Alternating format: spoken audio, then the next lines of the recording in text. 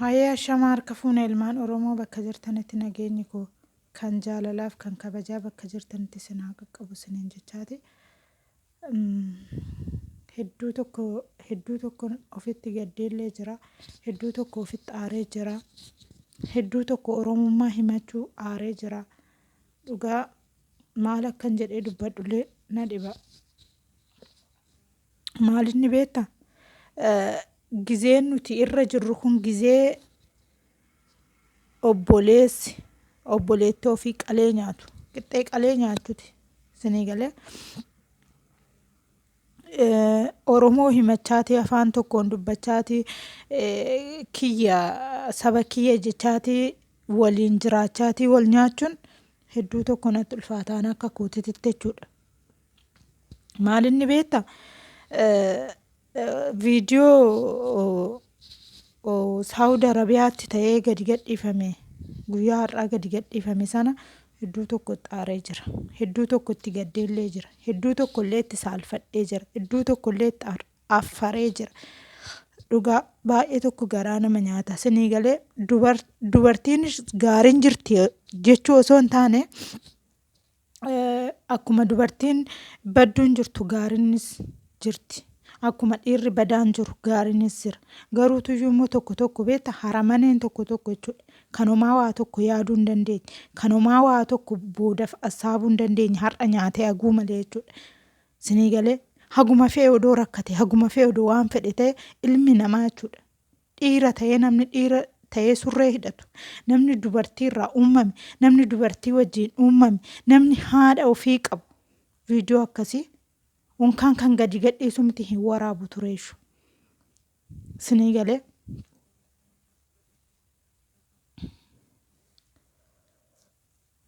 dhugaa waan dubbadhu na dhiba rabbi.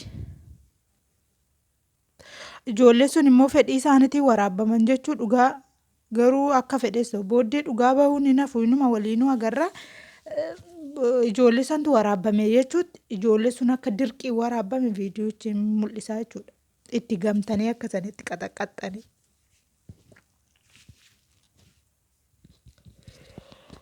An barbaaddu birriidha birrii fudhatte. Waan hin taane irratti raawwachuudha irratti raawwatte. Maaliif viidiyoo gadi gadhiiste? Mee maal haa taatu borush? Eessa haa seentu? Haadha qabdii bar. Obbolaan qabdii bar. Gwaaddanyoota qabdi. Mee eessa haa seentu? Dhiifama qabachuun dadhabee dhugaa. Akkamitti haadha keessan hin jaalattanii dhugaa haadha keessan hin jaalattanii? Akkamitti qaama haadha keessanii akkasitti gadi gadhiistu dhugaa? Dubartiin koo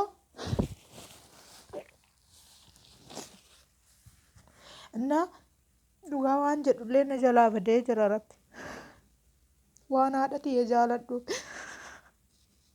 Waan dahee daa'ima qabuuf natti mul'ate sii gala boruuf iftaan namni deechanii daa'imni keessan boruuf iftaan akkasan sirratti raawwate jechuudha bara haadha keetti akkas raawwatte.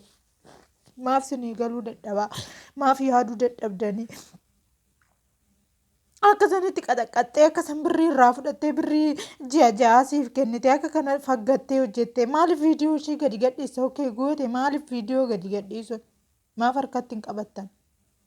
Gaafa biyyaa baatan hojjetatanii buluuf dhagaa baatanii buluuf miti dubartiitti akka si'aatii saniin ol seentanii akkasan gootanii akkasanitti irratti raawwattanii akkasan qaxaqaxxanii akkasanitti duwwaashii qullaashii osoo paantillee irratti hin dhiisne akkasanitti irratti raawwachuun haadha ta'e of duuba deebitee yaadattu. Maalirra kanneen hojjetan koo namni sin gargaaru baay'ee jira waan nu gootan dhabdan. Sin gargaarra maaliif akkasan hojjettan? Dubartootuma kanaa bar kan akkanatti sin irratti raawwattan kanatu bar warra biyya jiru warra rakkatee jiru warra hundumaayyuu koo anumaa kanaa dubartii tanatu kanuma isin qaxaqaxxanii akkas gootan kanuma sin irratti raawwattan kanatu biyya gargaaratii jira. Isinii miti bar isin qoonqoo keessan biraayyuu hin dabartanii. Garuutuyyuu wanni natti dhaga'ame beektaa? Odoo Arabni akkas godhe odoo sabni biraa akkas godhe dhugaa natti hin dhaga'amu. Ilma Oromoo afaan Oromoo dubbachaati itti dhaadachaati akka san gaafa gootu dhugaa hedduu takka natti dhaga'a. Oromoo himachuu kiyyaayyuu baay'een gadda karaa kiyyaan jechuudha. Dhugaa kanaafuu nuti Oromoon dhugaa wal arrabsuu rakkina walirratti hojjechuu bakka tokkoffaadha kana. Maaliif akka ta'e beekuu hin dandeenye. Mee Amaara laala saba Tigiree laala eenyutu akka kana wal godhaa? Nu malee eenyuun akka kana wal godhu?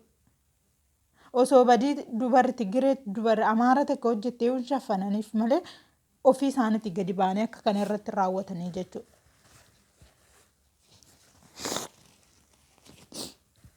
Dhugaa hedduu takka nama gaddisiisa hedduu takka hin jedhan kanaa olii maal agarra ka?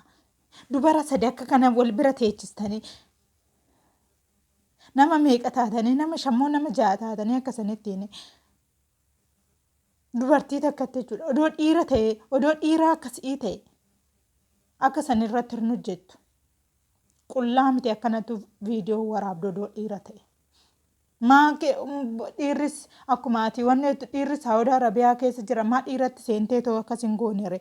Maa qaxaqqattee irraan fudhannere. Maa qaxaqqattee waan barbaadde dhiira hin goone eegaa dhiira taate dhiirri dhiira irratti ba'a.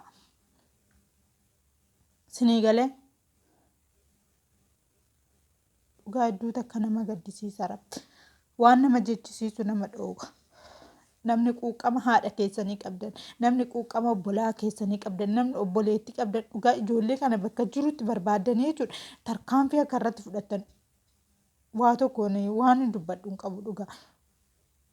Irratti fudhattanii waan tokko seeranis ta'u waanuma fedhenis ta'u nutti agarsiisuu qabdan rabbi.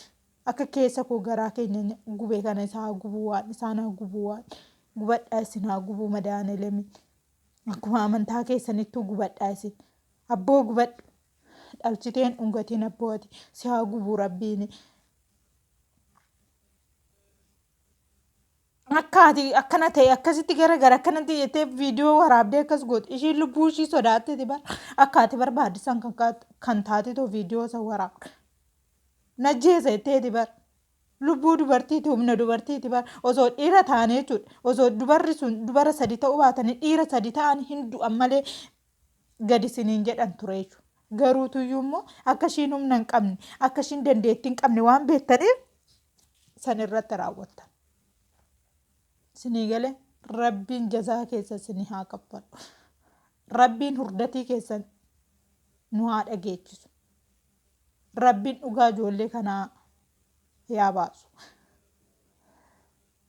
Ji'a muuluurraa nyaattan birri. Dhugaan immoo akkuma amma warri kun tokko asirratti bahee ofiif dhaqanii naamana jedhan kana ta'e silaa hin baha dhugaa. Sinii galee yookaan immoo walumattuu nuyyuu jirraan siniin jedha. Rabbuma sinitti kadhanna. Rabbiin jazaa keessa sinii haa kaffalu. Rabbiin akkasitti hurdatii sinii haa godhu.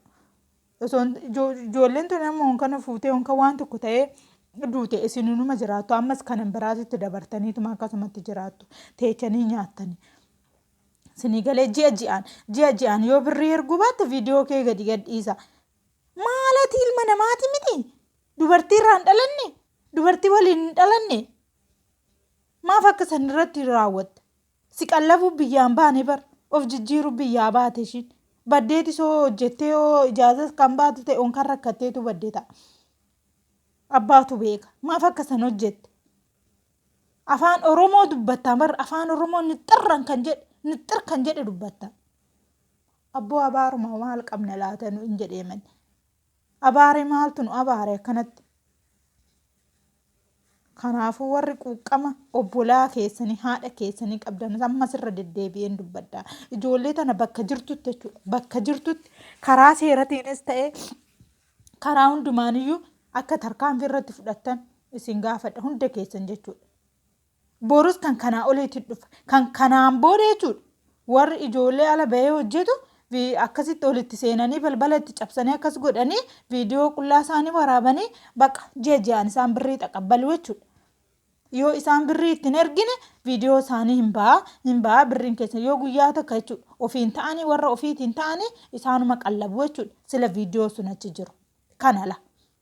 Sanuutuyyuu immoo yoo kumaan galte kumaan yoo 500 galte 500 hundatu kennamaafi bara. abboo jazaa keessan rabbii isinii haa kaffalu. Rabbiin qunnaa keessan isinii haa kaffalu. Dhiira jagnaa akkamiiti jira? Dubartii jagnaa akkamiiti jira? Dhiira maqaa nyaattan. Abboo dhiirummaa kee rabbiin sirraa haa fuudhu.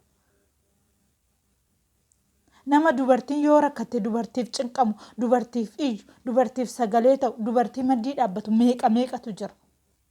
Maqaa warra akkasiisan nyaatan rabbiin isin haa nyaatu har'as borus. Nyaatama bobbaatanii hin galin abboo. Hurdeetiin jirre isinii haa fuudhu. Hurdeetii keessan nu haa dhageechisu.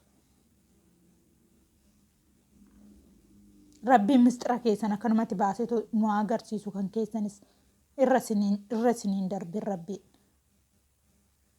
Gaadduu takka gubadhee jira rabbi. Galatoomaa isiniin jedha guyyaa gaarii.